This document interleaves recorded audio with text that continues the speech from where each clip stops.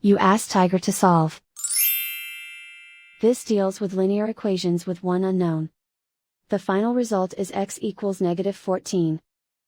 Let's solve it step by step. Group all constants on the right side of the equation. Subtract 9 from both sides.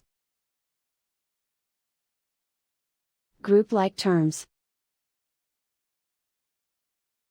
Simplify the arithmetic.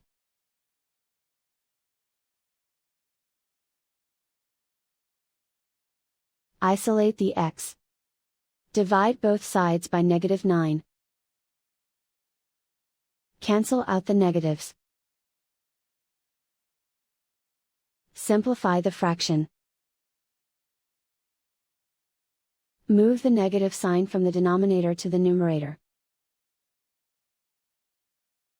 Find the greatest common factor of the numerator and denominator. Factor out and cancel the greatest common factor. And so the final result is x equals -14.